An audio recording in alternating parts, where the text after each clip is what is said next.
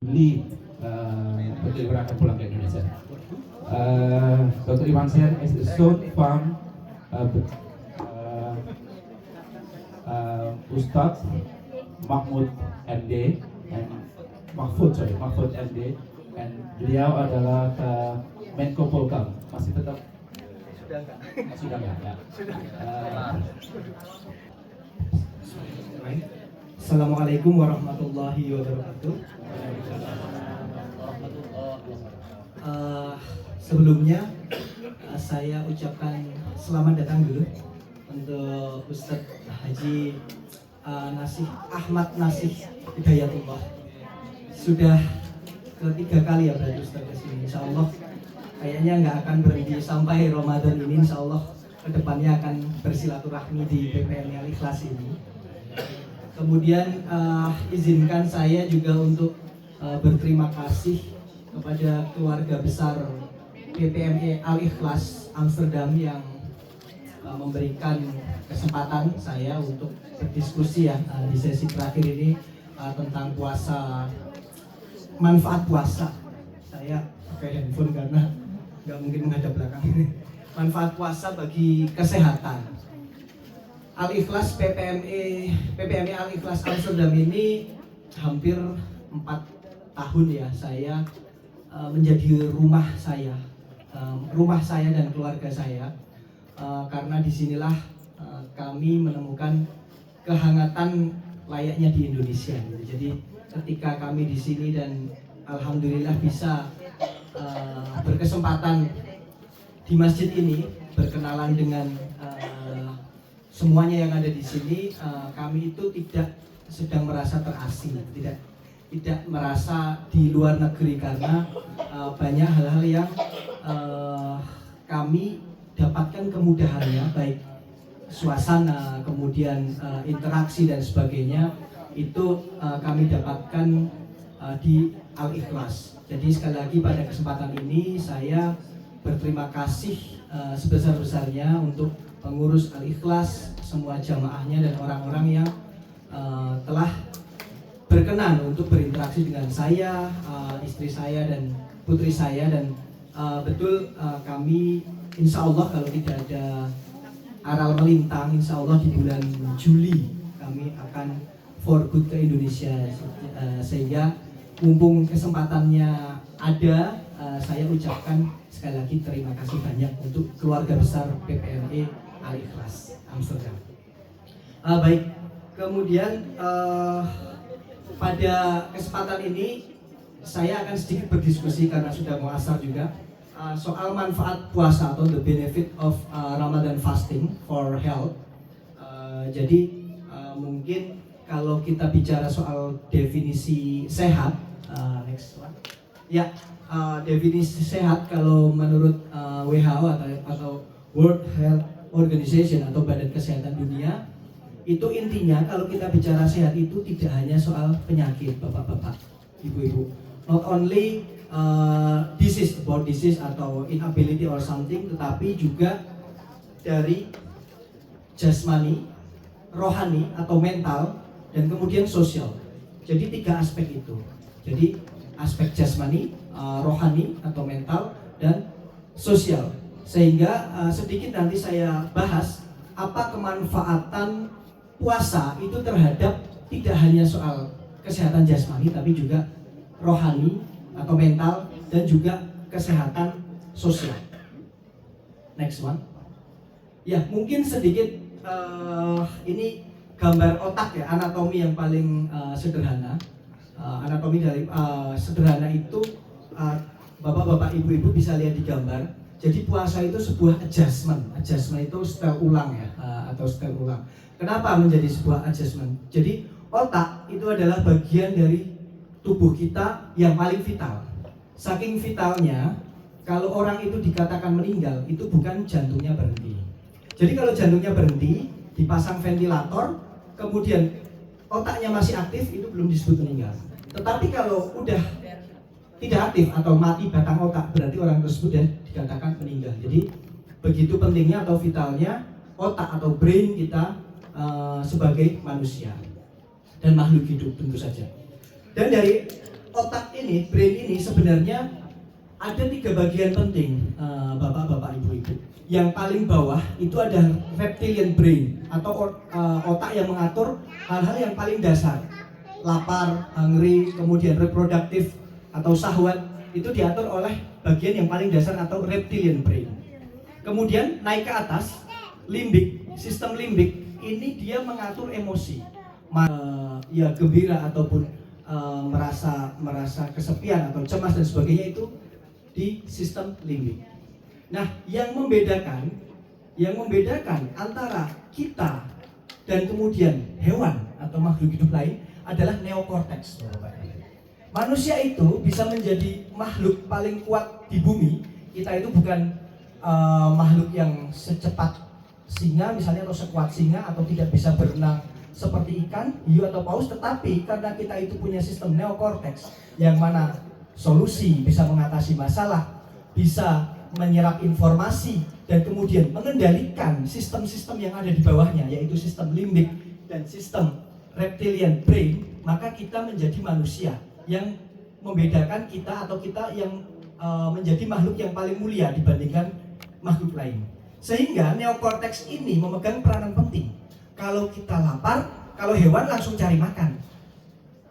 Atau hewan punya syahwat langsung menyalurkan syahwatnya. Tetapi karena kita manusia, kita punya sistem neokorteks. Ketika kita lapar, wah ini acaranya belum mulai, atau saya mau pergi, atau macam-macam sehingga belum bisa makan, dia bisa menahan. Sistem neokorteks itulah yang akan merasionalisasi. Nah, yang terjadi ketika kita hidup di dunia ini, kadang kita lupa bapak-bapak, ibu-ibu. Yang ambil kendali itu justru reptilian dan limbiknya. Kita mau marah, langsung marah. Kita lapar, maunya makan banyak, mau tamak dan sebagainya. Itu karena aksis atau linearitasnya ini terganggu gitu, kebalik gitu. Jadi yang harusnya neokorteks yang mengambil alih, ini malah diambil alih oleh reptilian brain atau limbik, sistem limbik. Perasaan kita sedih ya sedih terus, nggak bisa mengcoping. Nah, manfaat puasa adalah kita mengadjust ulang dengan kita melakukan self control dan self regulation supaya kita mengembalikan hierarki neokorteks kita itu dilatihkan selama bulan Ramadan. Kita lapar, dilatihkan, oh ya ini kita sedang beribadah. Kita mau misalnya gibah orang, kita kembalikan lagi neokorteks, oh iya ini saya sedang puasa, sedang ibadah. Nah, sistem adjustment inilah yang bermanfaat bagi kita ketika berpuasa untuk bisa mengembalikan regulasi tersebut. Next.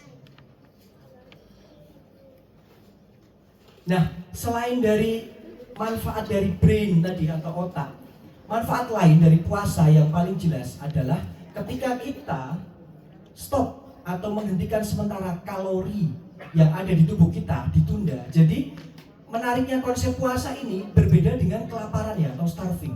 Kalau kelaparan itu konsep adalah konsep kekurangan gizi, nutrisi, kalori sehingga memicu pada kerusakan sel atau cell damage.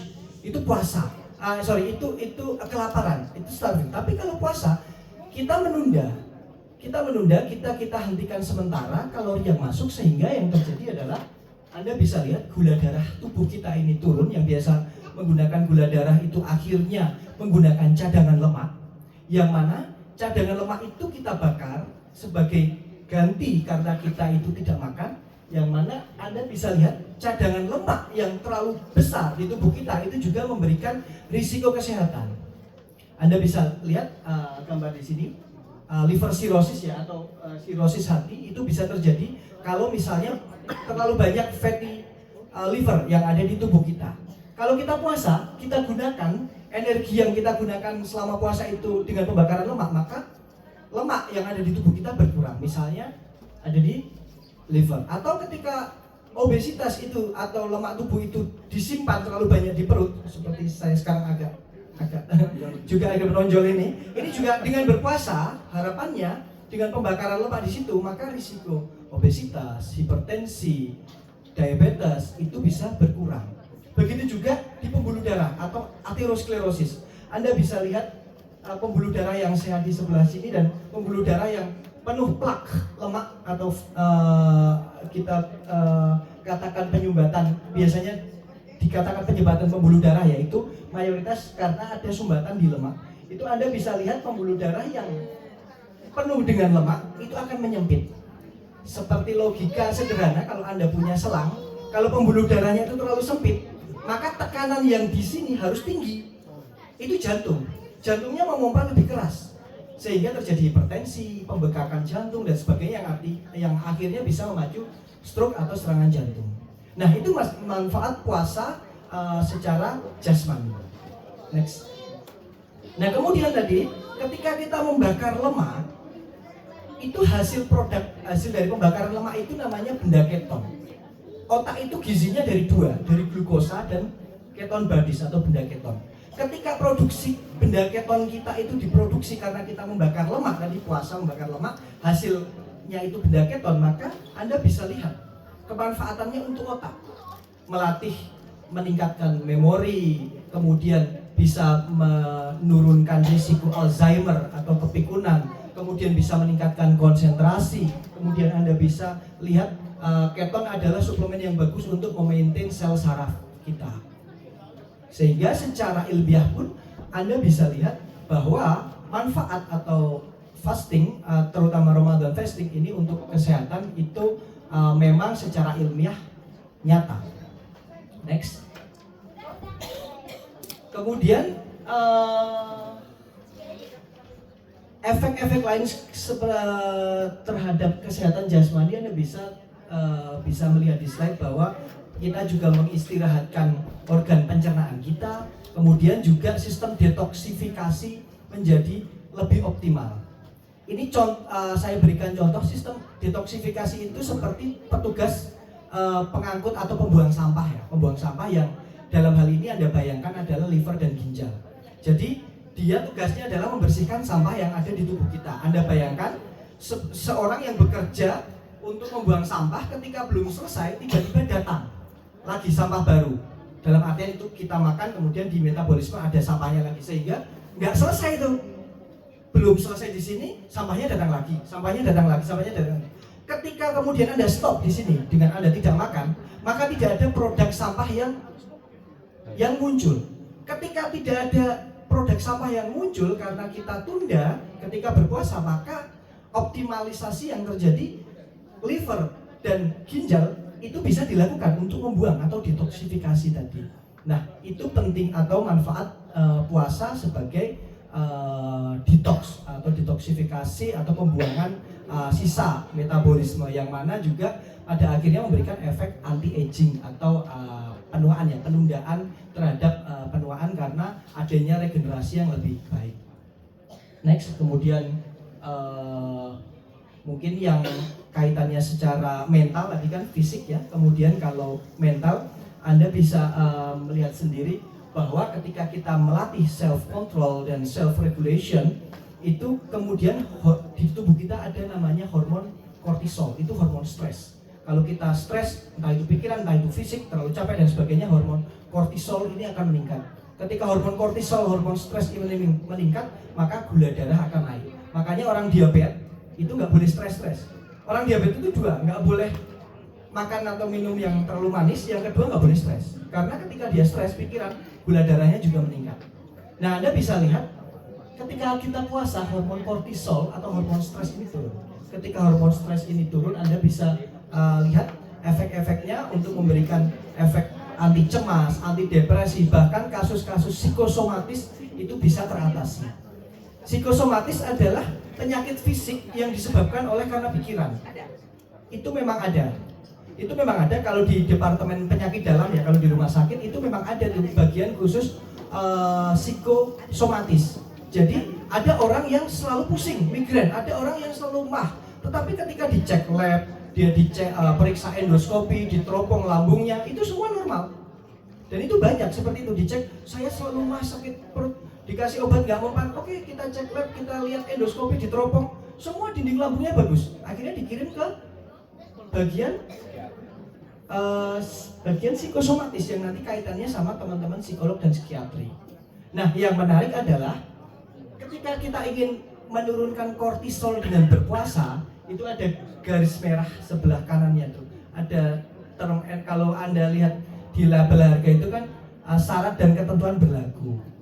Nah itu ternyata melakukannya harus ikhlas atau harus nerimo, karena sistem kortisol ini akan turun kalau Anda ikhlas. Ada sebuah penelitian yang menunjukkan di Indonesia itu, ini slide terakhir saya ya. Penelitian itu membandingkan bapak-bapak, ibu-ibu, orang yang sholat tahajud di sebuah pondok gitu, sholat tahajud, kemudian dicek kortisolnya. Nah, orang-orang yang sudah biasa sholat tahajud dan kemudian dia ditanyakan itu santrinya, kamu sholat tahajudnya gimana? Kamu merasa bangun pagi itu susah nggak? Dibangunkan itu marah nggak? Dia katakan, enggak, biasa aja kok, karena saya memang di pondok ini memang disuruh ayah saya, ibu saya supaya saya jadi ahli, jadi orang yang ahli ibadah dan sebagainya. Itu ternyata hormon kortisolnya normal atau bahkan turun. Itu orang yang ikhlas. Tapi untuk anak-anak pondok yang baru, maksudnya yang kamu di sini gimana? Bangun pagi, wah saya berat, saya dipaksa ini itu, saya masih nggak bisa, masih ngantuk dan sebagainya. Ternyata hormon kortisolnya justru naik. Jadi meskipun pendekatannya ibadah gitu, sama tadi kan contohnya tahajud ya, tapi kalau ini puasa, pendekatannya puasa, Anda lakukan pendekatan puasa, tetapi Anda lakukan itu tidak ikhlas, maka kortisolnya pun juga tidak akan turun. Sehingga tadi kembali ke hal pertama slide saya tadi, bahwa manfaat dari berpuasa adalah kita self control dan self regulation. Itu harus kita lakukan, tidak hanya sekedar menjalankan aja lah, pokoknya nggak makan nggak minum, nanti kemanfaatannya pun juga akan berkurang, baik kemanfaatan jasmani dan kemanfaatan rohani. Nah kemudian yang terakhir, mungkin tadi udah ada rohani, yang terakhir adalah kesehatan sosial. Saya yakin bapak-bapak, ibu-ibu sudah mendapatkan atau sudah mengetahui sendiri kalau puasa itu bisa memberikan kemanfaatan secara sosial, bagaimana bisa meningkatkan silaturahmi, kemudian bisa juga meningkatkan empati, kemudian kepekaan sosial dan sebagainya, yang nantinya kesehatan atau hubungan sosial atau silaturahmi yang baik itu menjadi salah satu bagian penting dari kesehatan yang sudah disebutkan oleh WHO tadi. Demikian dari saya, sedikit paparan karena sudah masuk asar ya, sudah masuk asar, bapak-bapak, ibu-ibu. Yang ingin saya sampaikan sebagai take home message-nya adalah bahwa melakukan ibadah puasa dengan motivasi yang tinggi dan giroh atau semangat beribadah yang tinggi dan ikhlas itu akan memberikan kemanfaatan baik secara jasmani, rohani maupun sosial. Demikian dari saya, kurang lebihnya mohon maaf. Billahi taufiq wal hidayah. Assalamualaikum warahmatullahi wabarakatuh. Waalaikumsalam.